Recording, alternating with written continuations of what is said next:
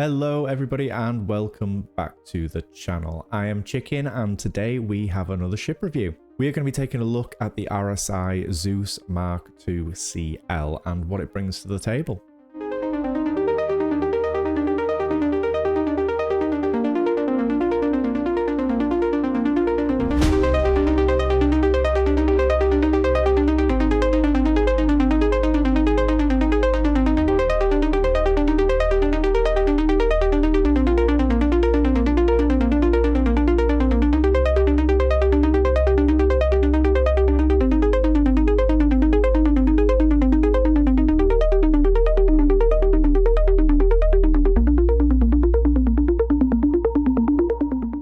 As usual, I won't be diving too heavily into the stats, though I may refer to them here and there where necessary. Honestly, there are other channels out there that do an amazing job of this already, and I will probably butcher it. Now, throughout the review, you will notice I make a lot of comparisons to the C1 Spirit. That is mainly because that was my upgrade path initially and my main point of reference. I'll be focusing on what the ship is actually like to own and talking about some of the highlights of the ship and some of the things that bug me just a little bit. A true representation of what you can actually expect to own the ship. As always, if you find yourself enjoying the video or find it useful, then a like or even a sub if you're feeling really generous would be amazing. These things help a newer creator like myself out so much.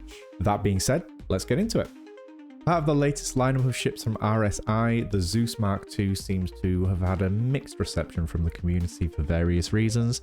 I'll try and keep my bias out of my reviews that may come from how CIG are releasing and updating ships, that kind of thing.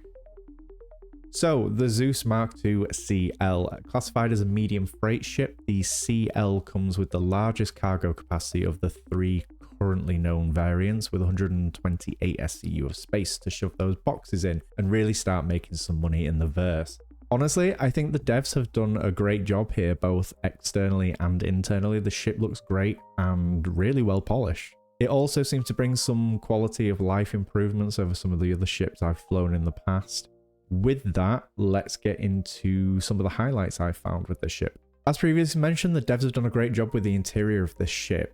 Everything looks really well polished down to the small details. I also really appreciate how fluid many of the animations were throughout the ship. Little things like being able to see the internal mechanism of the ramp door moving as the door opens is a nice touch, for example.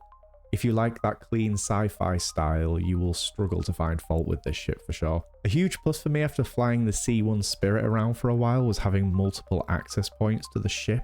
That meant I wasn't constantly having to wait for the cargo bay and then run 3 doors to get inside the cockpit. Toward the cockpit, there is an access ladder that descends to the ground level that allows you to bypass the cargo bay entirely.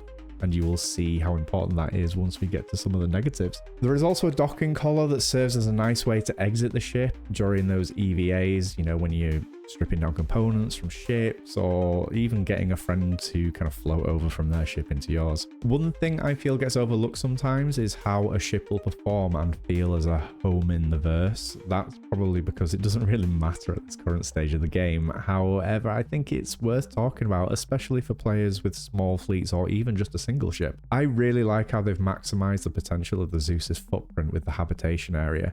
It genuinely feels like you could comfortably have a crew live and work on this ship short term.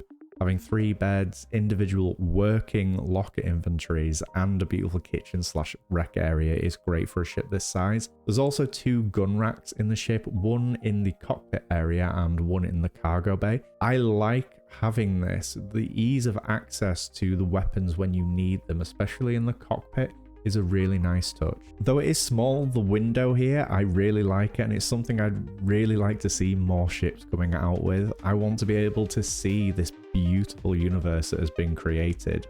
It's one of the big draws of Star Citizen, in my opinion. Extended periods out in the verse are no real issue here. The ship has a decent amount of quantum fuel to keep you jumping around Stanton, running missions with your crew without having to refuel too often, and having actual storage for supplies only enhances this.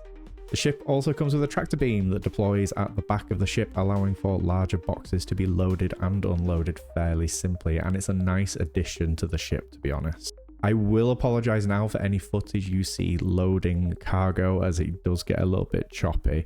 Star Citizen was doing Star Citizen things, so if you play often, I'm sure you're no stranger to seeing this. Let's get into some of the negatives I found while flying this ship. To be honest, there isn't a whole lot to mention that is strictly negative, but I will add some other points to consider towards the end of the video. I'll start with my biggest gripe so far, and that is how awkward the ship can be to load and unload. Considering this is a cargo ship, the size of the opening for the cargo bay means you'll have to do some real tractor beam acrobatics to get some of those larger boxes in without smashing them into the back of the ship and scuffing your paintwork. If you have a large haul of medium-sized boxes to move, this could get very annoying over time. If you fill the ship to the brim and utilize its full capacity, there isn't a way to get through the cargo bay. Now this is really minor, however in situations where you want to load in a contested area and get away quickly, you may struggle. Thankfully there is the ladder entrance which is really helpful, but still involves you running out of the ship and finding the tiny button in potentially a stressful situation to get into the ship.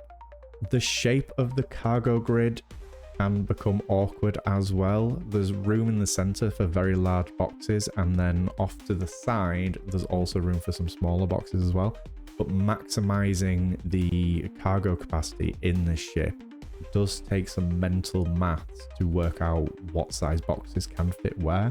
So those are my main negatives. There are some other things to bear in mind if you are looking to upgrade or buy this ship. During my upgrade path, the Zeus MK CL felt like it was the first truly specialized ship in my fleet. It is a very pretty multi-crew cargo ship, and it does that job very well. Though it can hold its own in combat, it's by no means a fighter. In the hands of a very skilled combat pilot, maybe it could be good, but I'm barely even competent as a combat pilot, and its low DPS of 840 was definitely felt. As part of a group, the ship could be helpful taking pot shots from a distance, but don't expect to be the MVP of the battle. Maybe this is just my own ignorance, but for a ship of this profile, I expected it to be more maneuverable, if I'm honest. Without looking at the stats, I can't be sure, but it definitely felt more like a brick than flying the C1 did, that's for sure. In summary, I actually really like the ship. I didn't originally when I first took on the pledge, but after spending a bit more time with it, I have grown to like it. It's definitely not a multi-role ship, and it's very good at doing its designed role. I will say for C1 pilots looking to make an upgrade and expecting it to just be an improved version in all areas, you may want to look at other options, especially at this price point. But I'm interested to know what you think of the Zeus CL and the Zeus series in general. Do you love them? Do you hate them? Have you got one and have other points to add that may help someone who is looking to make that purchase? Let us know down in the comments and let's get a conversation going.